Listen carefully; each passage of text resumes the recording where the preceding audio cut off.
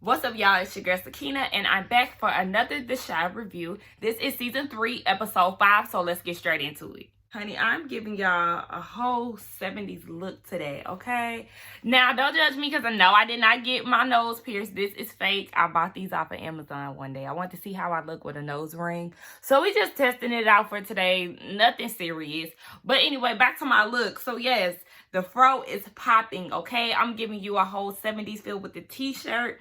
Y'all know 70s is my favorite era. But anyway, let's get right into the review, okay? The episode opens with this man talking, and they're panning. Well, I don't want to say panning around the room, but they're showing the room which is leading up to the bathroom. Now, in this room, you have a bed, table, you know, whatever. And then you see, or the thing that stuck out to me was trophies. I seen some trophies and some medals. So I'm like, okay, this is alarming. Now, once we get to the bathroom, we see that this man is bathing Keisha.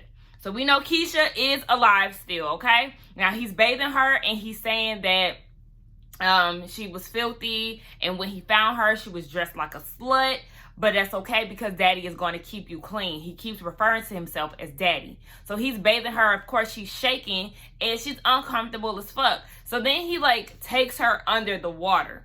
We see her later on dressed, and she's dressed in her tracksuit, which makes me really believe that this is the coach that was talking to her at her school. I could be wrong. It could just be it could be somebody else, but it really lines up with her track situation and the fact that she was dealing with this older man.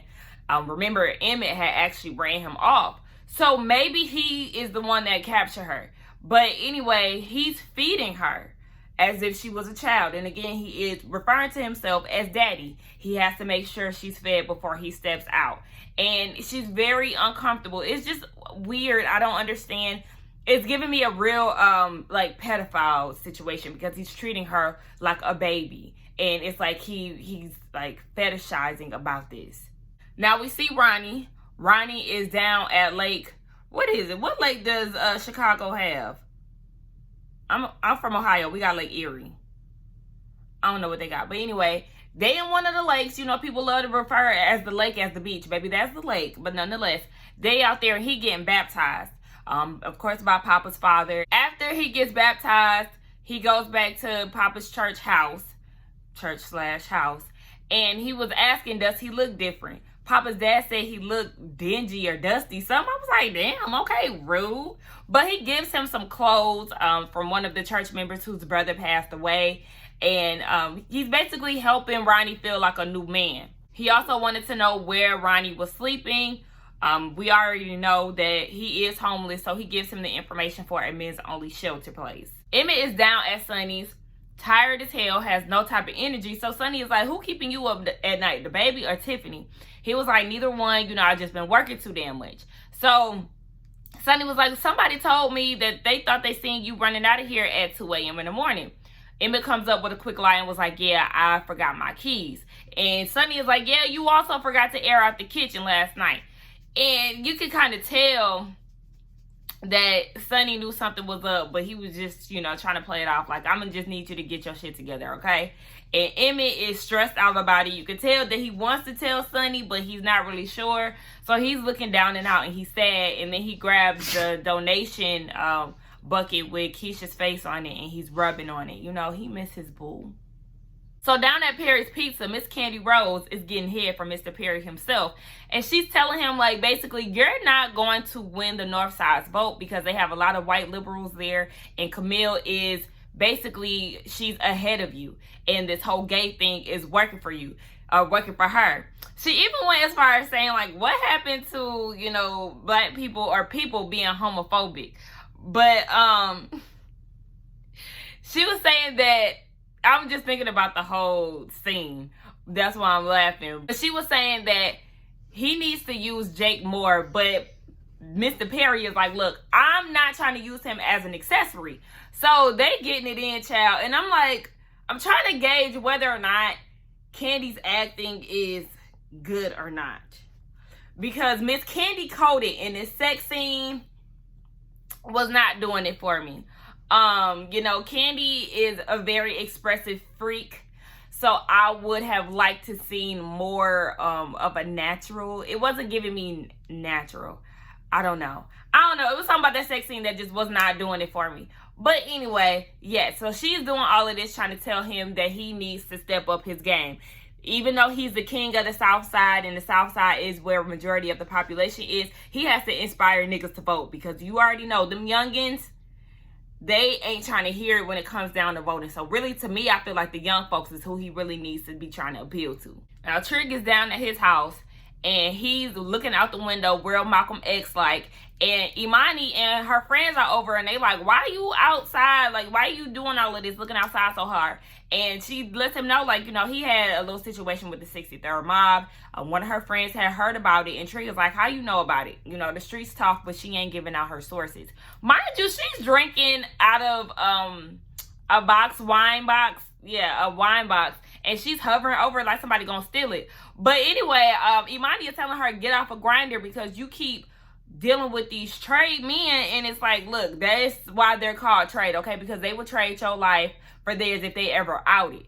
And she's concerned because black girls are missing and nobody is doing anything about it. So imagine if something happened to you, a trans woman. They're really not going to give a damn about you, which is facts. There's so many trans women, or trans people in general. There's even, during this time, there was a transgendered man that got killed, and you know, his story isn't really being told, but they get looked at like, you know, there's Black Lives Matter, and then there's the LGBTQ community as far as deaths. You know what I'm saying? Like, they're lower than us, unfortunately. A lot of their stories don't even get told.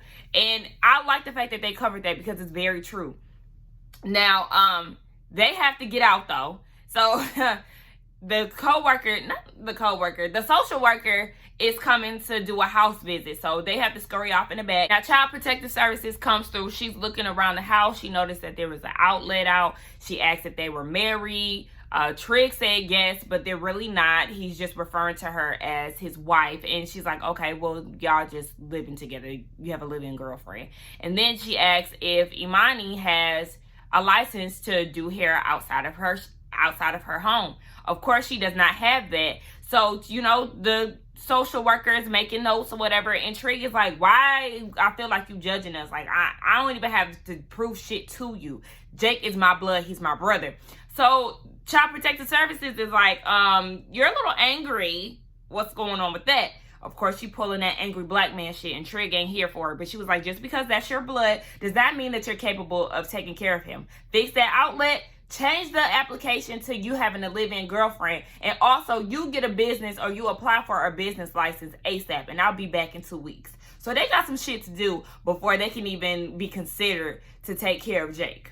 Keisha is sitting in the room, and she's looking around. There's this camera that is watching her. So she gets up from, I think she was at the table. So she gets up from the table and moves onto the bed. And as she's walking, the camera is walking with her. So it sees everything that she does.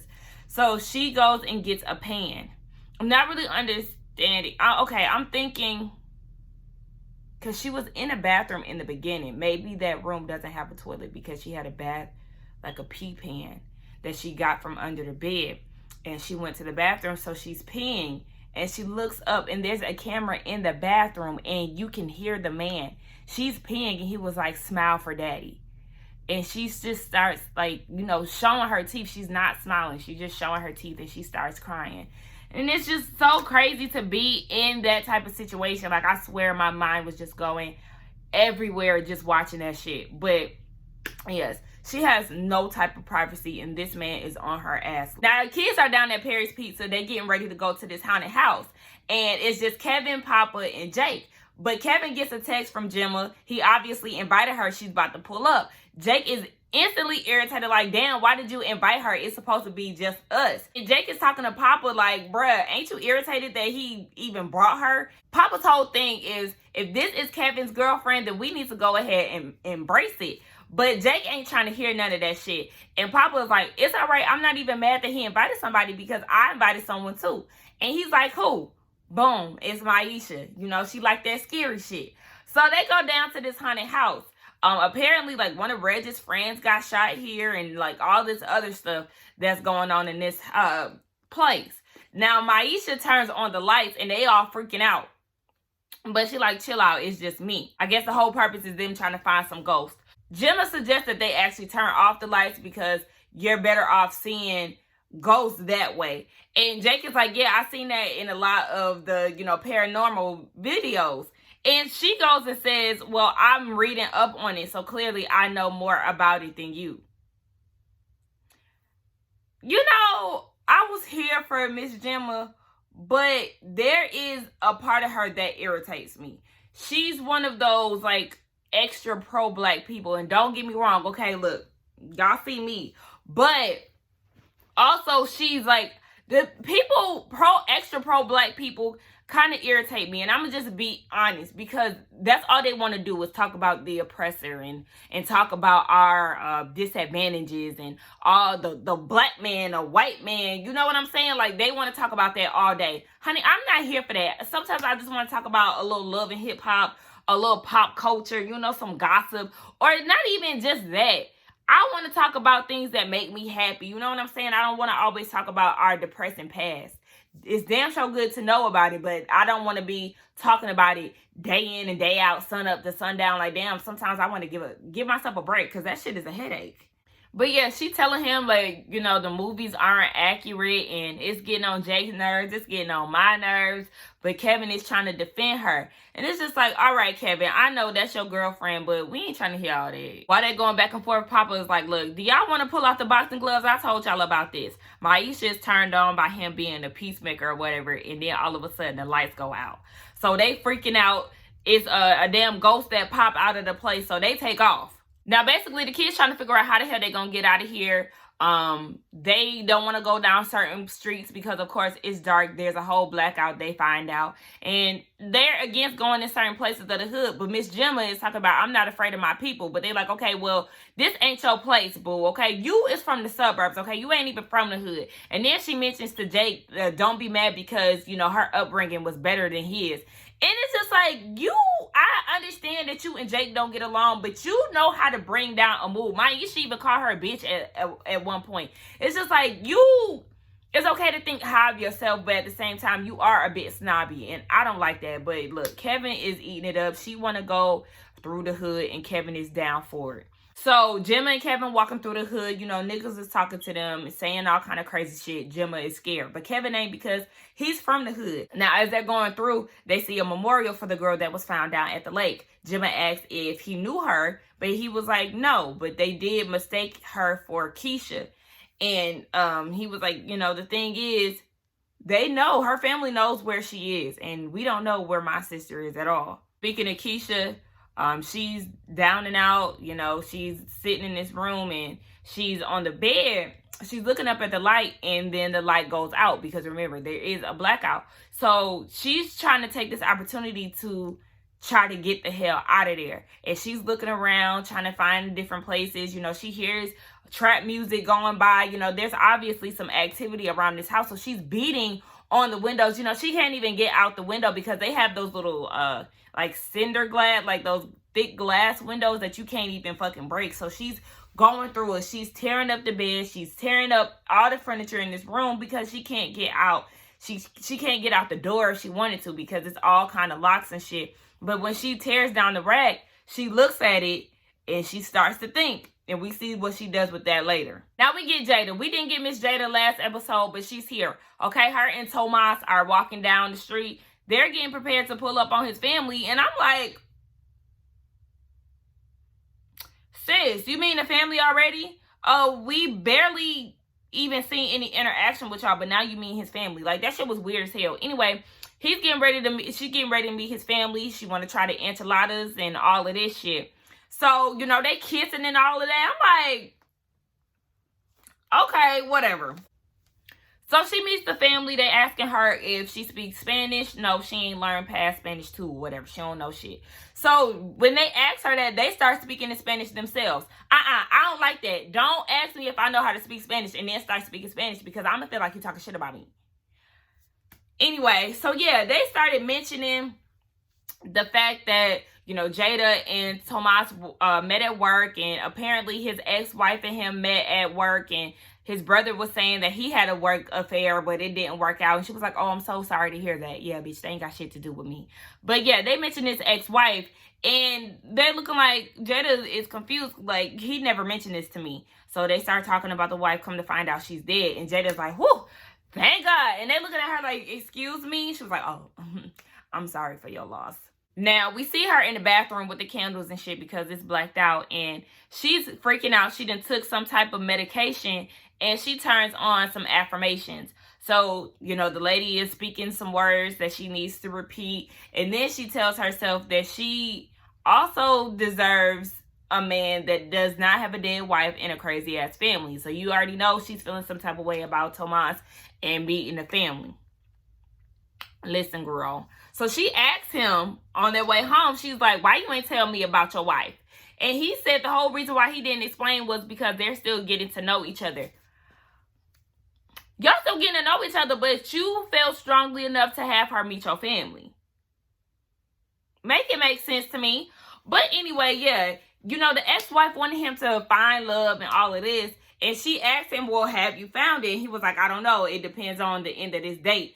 I'm not really feeling Tomas and Jada. I want her to be with an old, strong black man. And Tomas is not doing it for me. I was trying to see if he was going to look a lot different outside his work clothes. Catch. But he does not. He's not. Yeah, no. But anyway, I don't know what's going to happen with her and Darnell, if they're going to rekindle some shit. But at this point, I can take him over Tomas because he's just not doing it for me. Now, y'all know I'm going to take this all around the world and bring it back, all the tie up together at the end. So bear with me, all right?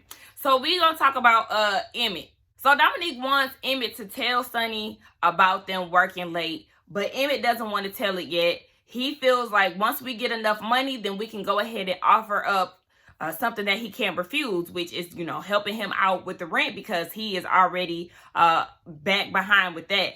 And she's like, no, I feel like you really need to tell him. But Emmett's thing is, you handle the food and I'll handle Sonny. So then that turns her on and she's like, ooh, daddy, I like when you take charge. And he's like, don't start something you can't finish. I don't like it.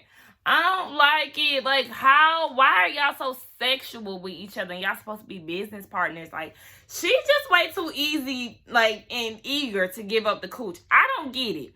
But anyway, the lights go off and apparently she injures herself. So he's patching her up and she's like, how you get so good at this?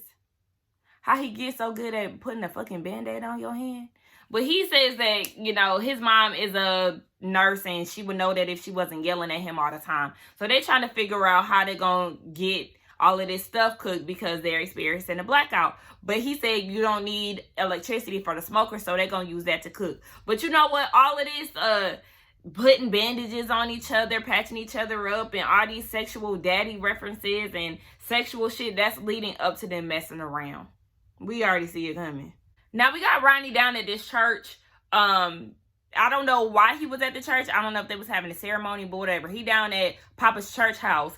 And they're talking about the blackout, reminding them of, what was it? Like a watch ceremony. Basically, they do church overnight and watch the sunrise or something along those lines. It's basically to pay homage to the ancestors. So then Papa's dad was like, yeah, shout out to Brother Lincoln for freeing the slaves. And I'm like, what?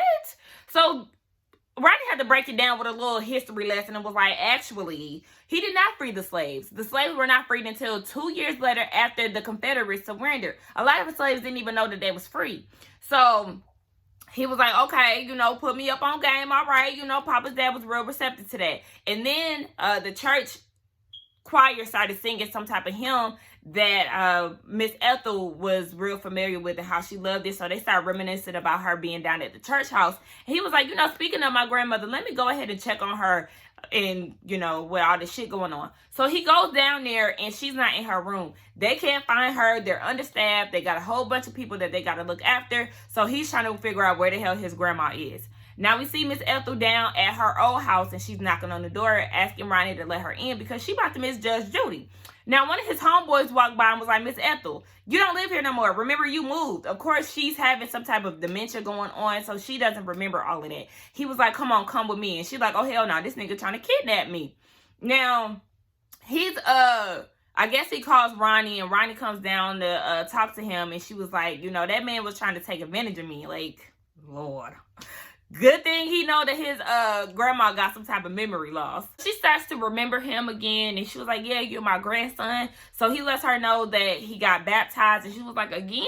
I got you baptized as a baby because your mama was a whore and your daddy ain't shit. So, you know, God had to be with you, and he is with you. So then she asks, you know, did you find that girl? Nope, he hasn't found Keisha yet. But she assures him that he'll find Keisha and everything will work out. I like the fact that she did come back to, you know, her current mind and kind of uplift him a little bit. That gave him a little more motivation. I could see it in his eyes.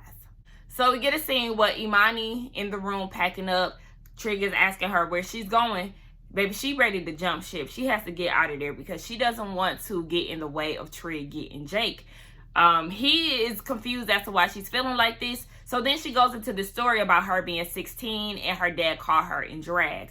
Now, he pulled out a knife on her and was trying to kill her. Now, at this point, she felt like it's either me or you, and it wasn't going to be me. So she killed her dad, basically. And Trig had no idea about this. And she was like, yeah, you know, the cops knew that it was self-defense, but I still have a record on me. So that could definitely get in the way of you trying to get your brother. But he doesn't care about any of that. He needs her, and he assures her that everything is going to be all right. You know, he got his booze back. He don't give a fuck about her past because he got a past too. Now, Emmett and Dominique down there at Sonny's doing the damn thing. So they working out in the back with the smoker. They charging $10 a plate. You know, everybody is vibing out and they doing good. But Dom's whole thing is, look, we running out of chicken. I've been told you that. So Emmett wants to go off and get into Sonny's chicken stash. And Dominique is like, are you crazy? But Emmett already says that he got some type of lie prepared. And it's like, this is no good. You're stealing from this man at this point. And you keep coming up with these lies. This man already has some type of hint of what's going on because somebody already told him that you was coming out of the damn shop at 2 a.m. If you done forgot your keys, I'm going to assume that Sonny's closed around maybe 10, 11 o'clock. You forgot your keys and you mean to come back at 2 a.m.? He knows there's something going on. This man ain't no damn dummy. Now, inside the Sonny's, Papa and Maisha are talking, and he basically asks if she wants to be his girlfriend. So she was like, okay, so what's the requirements? He said that he gives out the list of requirements, and she was like, okay, now I know that you worship the ground I walk on, and I like that. However, I need to know what you like because we need to be equal in this. I'm like, girl, what? You better know. Okay, you better be supportive of your men. So what he wants to do is get better at Bible study. He also wants to learn how to play tennis and something else. I forgot what he said he wanted to do. So she was like, all right, I'll hold you accountable as far as reading your Bible more. And my cousin stole the tennis racket the other day, so you can have it if you want it. So it was real cute. And he asked her to dance. And she was like, yeah, but don't grind up on me. Okay, look, respect me. But he was like, you know, I like to take things slow, and I respect you. So they get up on the dance floor, and they dancing. And Gemma and Kevin, they join them. So they having a good time down at Sonny's, you know. One thing I'm going to say about the Shy that I want them to improve on is the music. Because there's sometimes where the music is good. But there's sometimes where it's like, I don't know this song, but I also don't want to know this song. You know what I'm saying? Like, you know, Insecure, and there's a lot of songs that I ain't never heard on Insecure, but them motherfuckers be rocking, okay? And they be real suitable for the scene. So I want the Shy to get better at their music selection because, you know, when they play good music, it makes you feel the show even more. It makes you feel the scene. So I want y'all to get a little better on that, okay? All right. Now, back outside, this girl is talking to Emmett, and Dom is like, excuse me, I'm sorry to interrupt, but yeah, Emmett, let me talk to you over here. That's a food critic. I need you not to be trying to entertain her, and do not give her a plate. Emmett's whole thing is, yeah, this will be good for us, blah, blah, blah. And she's like, no, nigga, this not my best work. Like, I don't want to have my name put on this, okay? But whatever. He goes against the grain and gives her a plate anyway. Dom is like, this motherfucker. Comes to find out, the food critic is loving the food. You know, they got good vibes, you know, smoking weed, all of that. Now, Sonny comes up and was like, what the fuck is going on between the sheets in my home? No, but he asking Emmett, like, what's going on here? Emmett is shook, but he was like, look, I already knew what the hell you was up to. I was just waiting for a time that you was going to come and be real about the situation and tell me the truth. So he starts reading Emmett down like, you know what? You was a waste of my time. I'm looking at you as a son, and I figured, you know, if I stay on your ass long enough that you would get your shit together. But, you know, you just wasted my time. And Emmett is like, damn, Sonny, it's like that. Yeah, nigga, it's like that because you're going behind his back. First of all, you running up his bill, okay? He already mentioned earlier, you running up my light bill. Nigga, you're doing just that, okay? You going behind his back, you stealing chicken, you using his equipment without being notified, you know what I'm saying? Like, you just going behind his back and you handled it all wrong. I'm sure if he let Sonny know about the situation, he might have said no, but, you know, he might have worked around it or whatever. Like he said, he respected him as a son, but the fact that you went behind his back is what disappointed him. And he told him, look, shut this shit down and get the fuck out of my establishment. I said, oh, now you ain't got no job, honey. How you gonna work this out? Now, back at the Perry Pizza's headquarters, you know, Duda is taking this opportunity to milk all of his campaign shit, right? So he was like, look, all Perry Pizza locations are open to people that are affected by the blackout. You know, you show up with waters, pizzas, and let them know if they need help, they can come down here. You know, he wants to be on the front page, and Miss Candy Rose is going to help him do that. So this will help him with his campaign, hopefully, to beat Miss Camille. Now, he's in the office with Jake, and he's asking Jake how his day went. So Jake is telling him, we went down to this haunted house, but we got scared in real life. Now, Duda said something that was very telling, okay? He was like, you know, that's how it happens. What he say? Oh, darkness is always around the corner. And baby, Jake was going to find that out real quick because Duda got a text message and was telling him to come out to the back. Now, before all of this, they was vibing to some jazz music, and I think the jazz player was Von Friedman. So, you know, they're bonding, and he's asking Jake to use his brain, you know, having a real nice time. But once Duda got this text message, Jake was like, can I come with you? So he said, yeah, you can come. Now they go to the back. Big buff dude got some nigga yanked up against the car because he was spray painting Perry's campaign signs. And Duda was like, all right, you know, get up off him, son. What's the problem? What's going on? So the dude was like, no disrespect, but you ain't no, who was it? What was his name, y'all? He ain't no,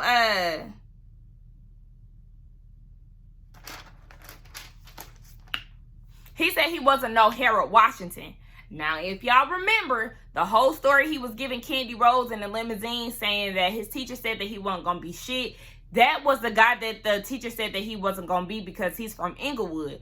So when he said that, when the guy said that, it obviously triggered him.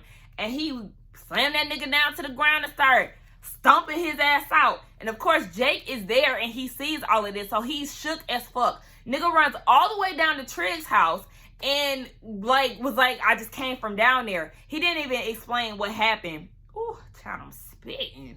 But he didn't explain what happened, but Trig is cuddling him and, you know, basically on some, like, it's going to be all right type shit. Now, as he's doing this, Imani is on the couch and she's looking at their dynamic. And you could tell sis might just up and leave in the middle of the night because she really does not want to come between Trig and his brother. Now, back to Keisha.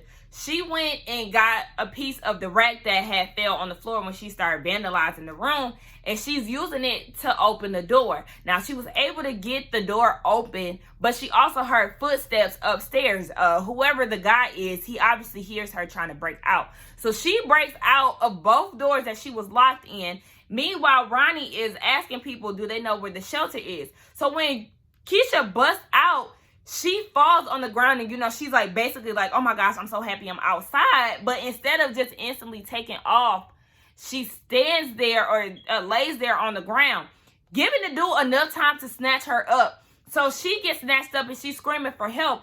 And Ronnie can hear her like, oh my gosh, Keisha. And that's where the episode ends. Y'all, when I tell y'all, Keisha's scenes just gave me so much anxiety. It just really made me think about all the girls that's out there missing, that's hopeless, that's helpless, that's just can't get out of the situation that they're in. Like, this shit really been fucking with me since this whole season has started. Like, it really gives you, I mean, and I was thinking about this too when they went through the whole, I hate to say, the phase of social media outlooks on what's going on with sex trafficking and the missing girls.